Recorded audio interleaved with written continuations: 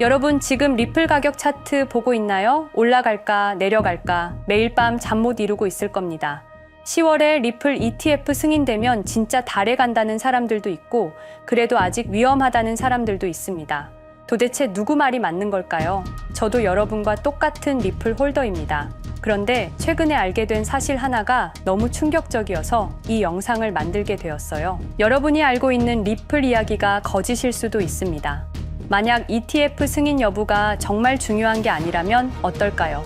만약 그동안 우리가 기다리고 있는 모든 호재들이 진짜 게임의 시작에 불과하다면 혹시 이런 의문 들어보신 적 있으신가요? 왜 리플만큼 혁신적인 기술이 7년간 이렇게 고생해야 했을까? 국제 송금을 3초 만에 거의 제로에 가까운 수수료, 이런 기술이 왜 억눌려 있었을까? 그리고 왜 같은 시기에 비트코인은 ETF 승인까지 받으며 승승장구했을까? 이게 정말 우연일까요? 2020년 12월 22일 밤 9시 30분 그날 암호화폐 역사상 가장 이상한 일이 벌어졌습니다. SEC가 리플을 고소한다고 발표하자 리플은 30분 만에 60% 폭락했습니다. 그런데 같은 시간 비트코인은 사상 최고가를 기록했습니다. 이게 말이 되나요?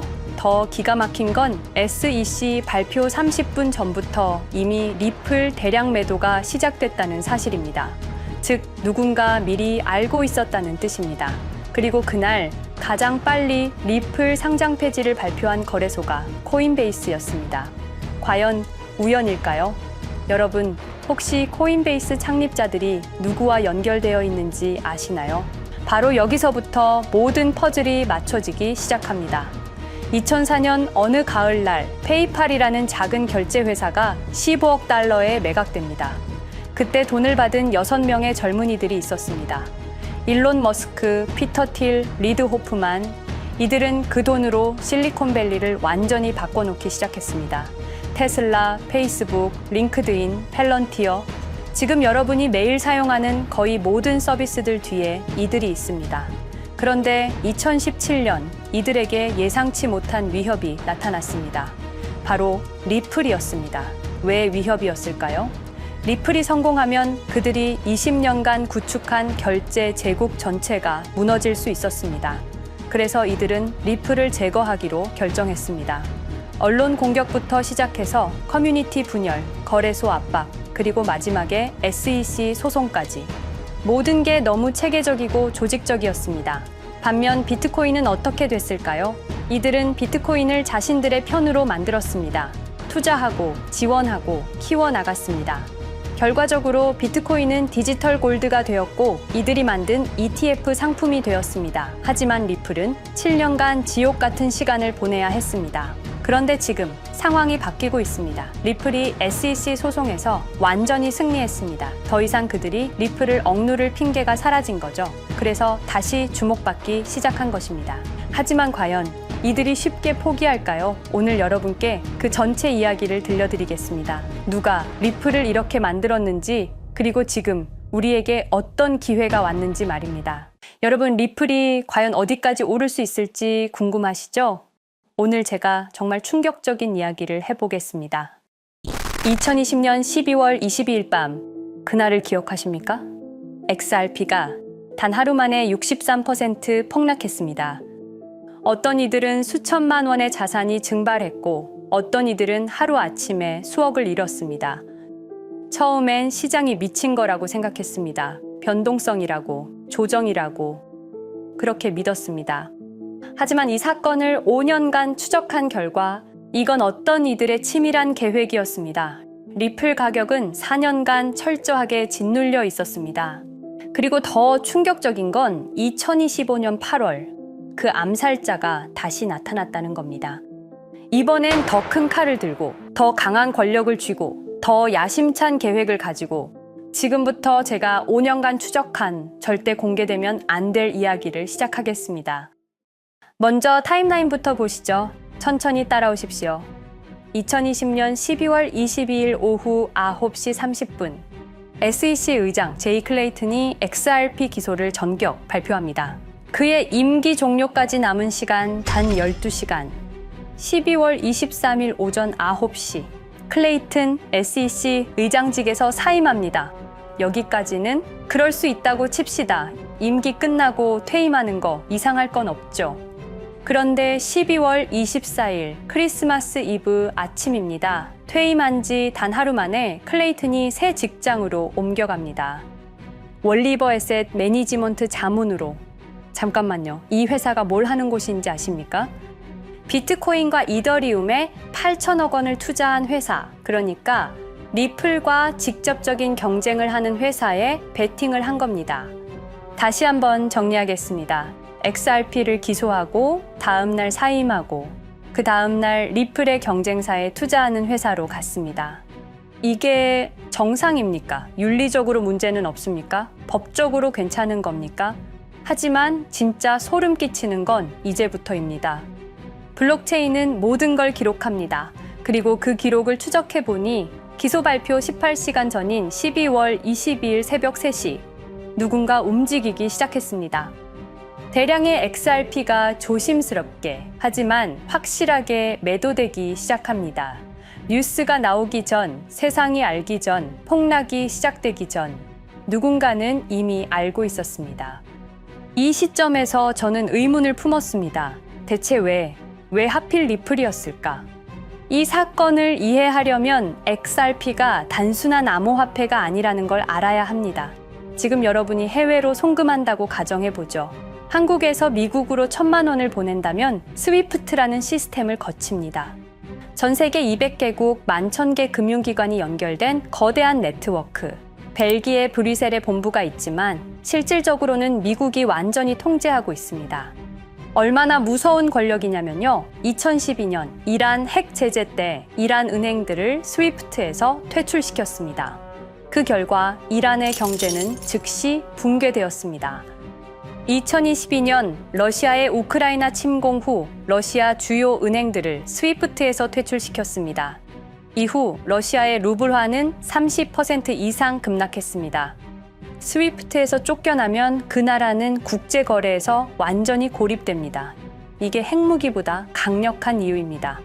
실제로 폭탄을 떨어뜨릴 필요가 없으니까요. 버튼 하나로 한 나라 경제를 무너뜨릴 수 있으니까요. 스위프트는 돈의 흐름을 틀어쥔 지배의 손길입니다. 그런데 2017년 XRP가 등장했습니다. 비교해 보시죠. 송금 시간부터 압도적인 차이가 납니다. 스위프트는 국경 간 송금에 3에서 5일이라는 시간이 걸립니다.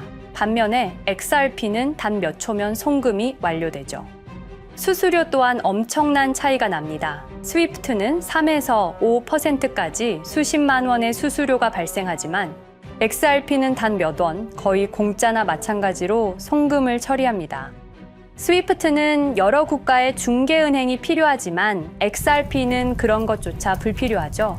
그리고 2017년부터 2019년까지 일본 SBI 그룹이 뱅크 오브 아메리카가 산탄데르 은행이 하나둘씩 리플과의 파트너십을 검토하기 시작했습니다.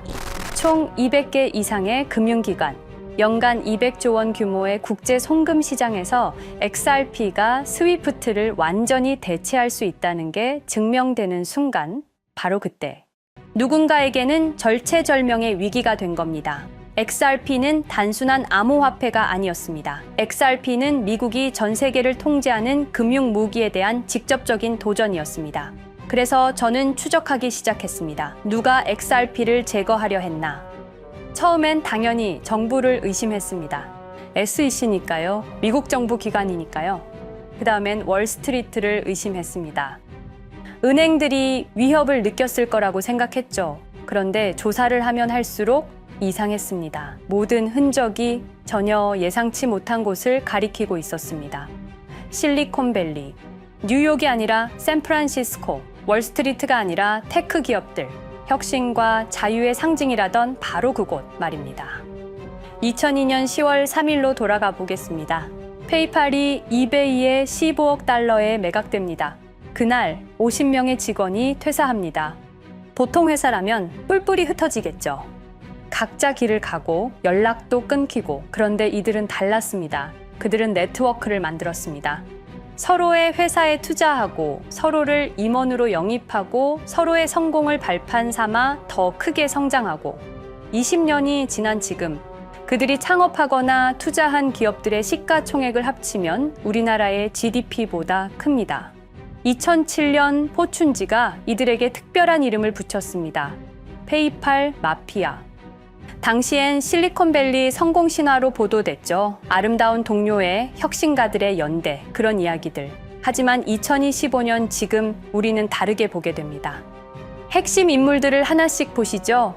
피터 틸, 1998년 페이팔 공동 창업, 2002년 억만장자 등극, 2003년 그는 새로운 게임을 시작합니다. 팔란티어, 9.11 테러 직후였습니다. 미국은 공포에 떨고 있었죠. 피터 틸이 말했습니다. 우리의 사기 탐지 기술을 국가안보에 사용할 수 있습니다.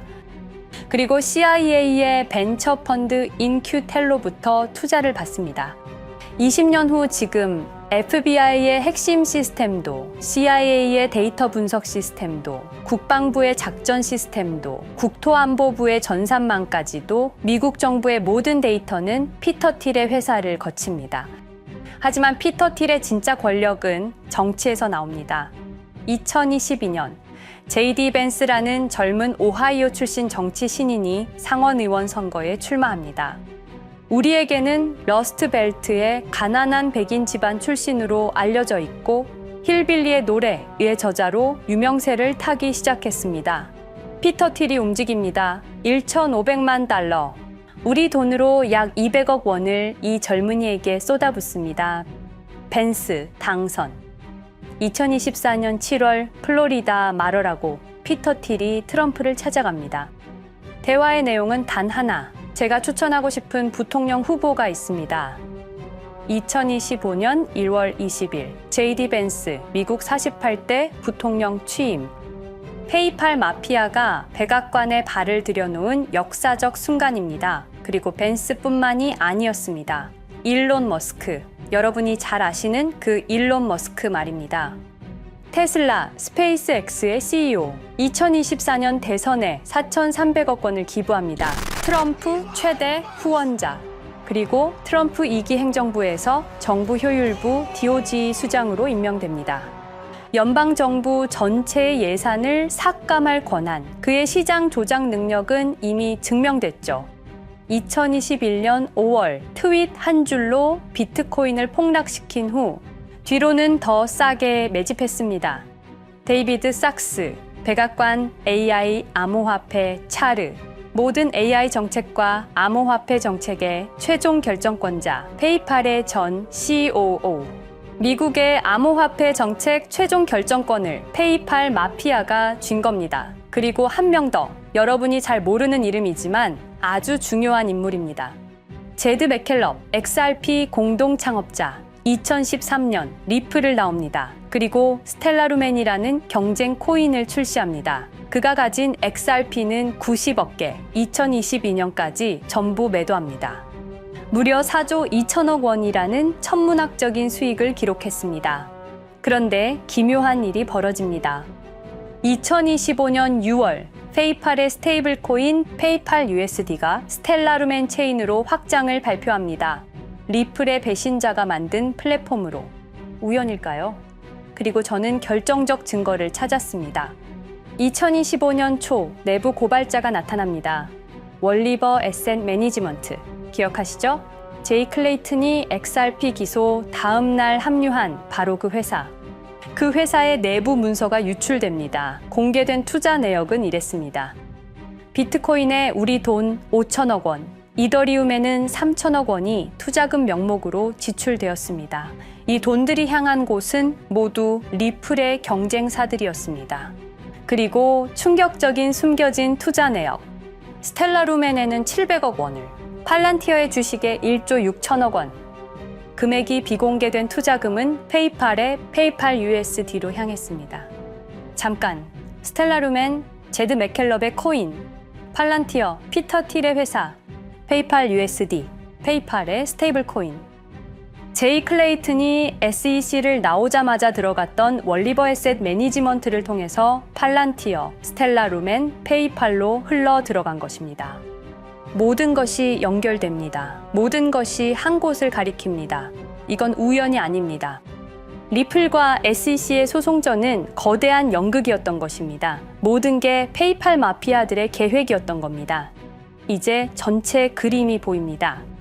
페이팔 마피아의 리플 제거 작전, 이제 전부 재구성할 수 있습니다. 제드 맥켈럽이 XRP 공동 창업자로 참여하여 핵심 기술을 습득. 2013년 의도적으로 갈등을 벌인 후 퇴사. 그것도 90억 개의 XRP를 보유한 채로 말이죠. 시한폭탄을 설치한 겁니다. 피터 틸의 팔란티어, 2003년 CIA의 인큐텔 펀드 투자로 창업, 2020년까지 FBI, CIA, 국방부의 핵심 시스템을 장악하게 됩니다. 미국 정부 전체를 들여다볼 수 있게 된 겁니다. 2018년 6월, 우리 모두가 아는 바로 그 SEC 기업금융국장 윌리엄 힌먼의 발언. 이더리움은 증권이 아니다. 의도적으로 리플의 가격만 억누르려던 치밀한 계획이었습니다. 제이 클레이튼, 임기 12시간을 남기고 리플을 기소. 사임 이후에는 곧바로 리플의 경쟁사에 투자를 하는 회사의 자문으로 합류. 그야말로 치명타를 먹인 셈이죠. 2023년 8월, 페이팔은 페이팔 USD라는 스테이블 코인을 출시합니다. 그리고 2025년 6월에는 스텔라루멘 메인넷으로의 확장을 발표했습니다. 제드 맥켈럽은 XRP를 매도한 자금으로 스텔라루멘을 개발하게 됐죠. XRP를 대체할 완벽한 준비를 한 겁니다. 트럼프 2기 행정부 출범으로 페이팔 마피아들의 계획이 완성 단계에 접어듭니다. JD 벤스는 부통령으로, 일론 머스크는 정부 효율부 수장으로, 데이비드 sak스는 AI 암호화폐 총책임자로, 피터 틸은 트럼프 인수위의 공동의장 자리에 오릅니다. 페이스북의 모회사인 메타의 로비 비용을 보면 확실히 알 수 있습니다. 2024년 로비 비용으로 역대 최고 금액인 약 2,400억 달러를 지출했습니다. 로비스트 수도 2016년에는 31명에 불과했지만 2024년에는 의원 8명당 1명 꼴인 65명으로 늘어났죠. 정치 권력을 장악하기 위한 그들의 야욕이 그대로 드러나는 부분입니다.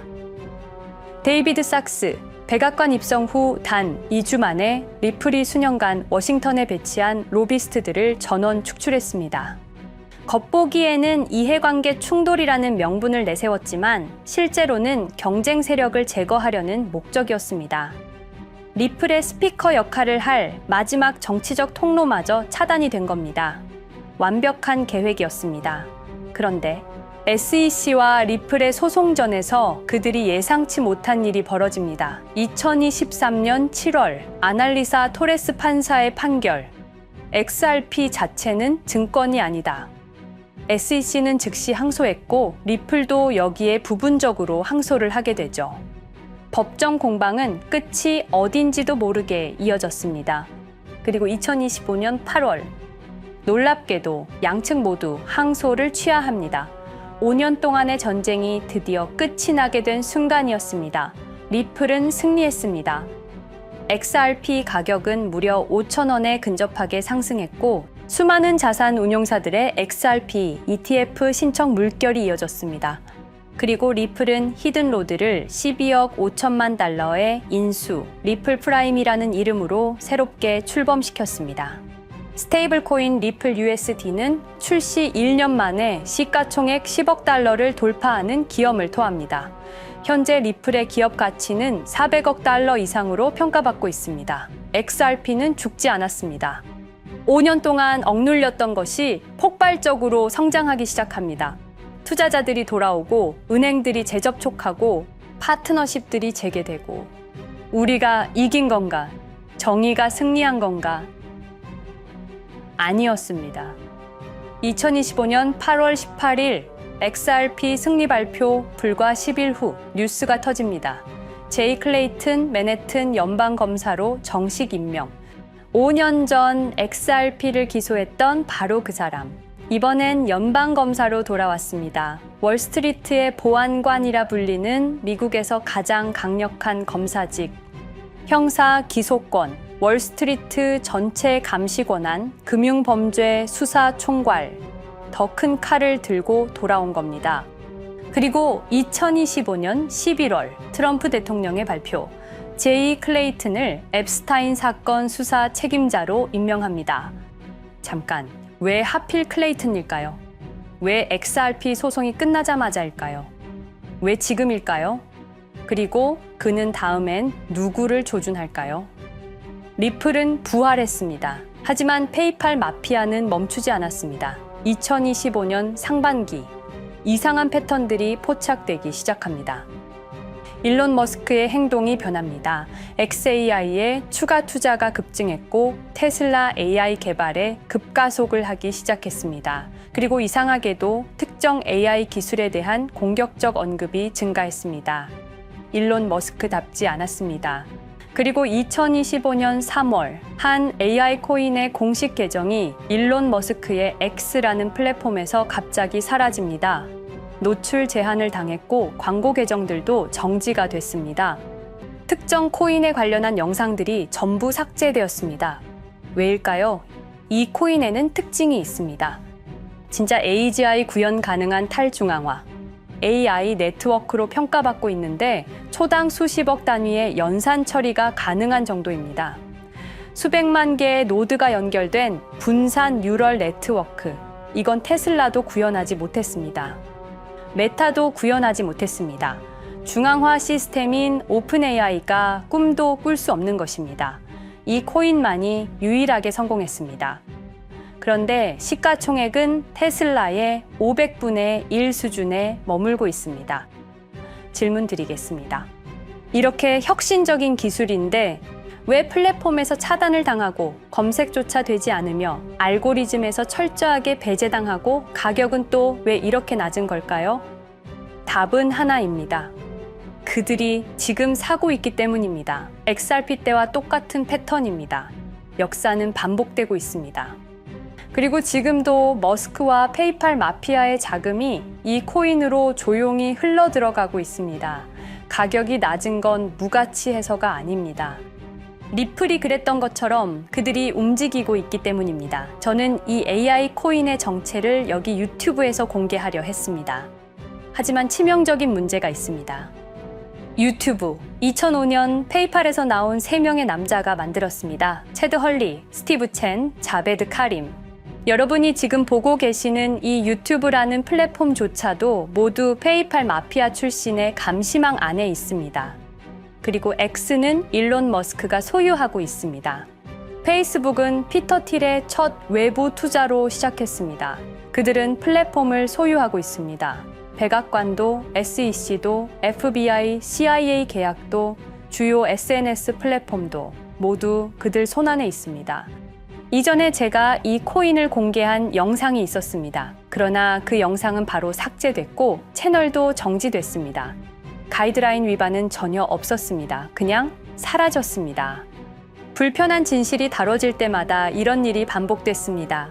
하지만 한 가지는 분명합니다. 5년 전 XRP 투자자들은 속수무책이었습니다. 그런데 그들은 포기하지 않고 5년을 버텼습니다. XRP는 부활했고 포기하지 않는 사람들은 큰 수익을 얻었습니다. 그들은 우리가 잊었다고 생각합니다. 그들은 우리가 용서했다고 생각합니다. 그들은 우리가 포기했다고 생각합니다. 역사를 기억하는 자가 역사를 만듭니다. 자, 이제 질문하겠습니다. 역사는 지금 이 순간에도 반복되고 있습니다. 똑같은 패턴으로, 똑같은 방법으로 또다시 당할 수만은 없습니다. 그들에게 리플이 당했던 것과 똑같은 패턴으로 가격이 짓눌리고 있는 이 코인은 리플이 그랬던 것처럼 결국 모든 걸 이겨내고 상승할 수밖에 없을 것입니다. 그들의 계획을 미리 예측해서 우리가 조금이라도 더 빨리 움직인다면 우리는 도지코인, 시바이누를 초기에 매수했던 사람들처럼 상상할 수도 없는 수익을 올릴 수 있을지도 모릅니다. 저는 오늘 이 코인을 여러분께 공개하겠습니다. 단, 유튜브의 스크립트, 작성 기능 때문에 직접적으로 언급할 수는 없습니다. 영상 설명란과 고정 댓글에 있는 링크를 통해 간단한 양식을 작성해 주시는 모든 분들께 이 코인을 알려드리도록 하겠습니다. 선택은 여러분의 몫입니다. 아무것도 하지 않으면 아무 일도 일어나지 않습니다. 행동하십시오. 그러면 여러분의 인생은 바뀌게 될 겁니다. 긴 영상 시청해주셔서 감사드리고 궁금하신 점은 댓글을 통해 말씀 주시면 제가 성심성의껏 답변해 드리도록 하겠습니다. 감사합니다.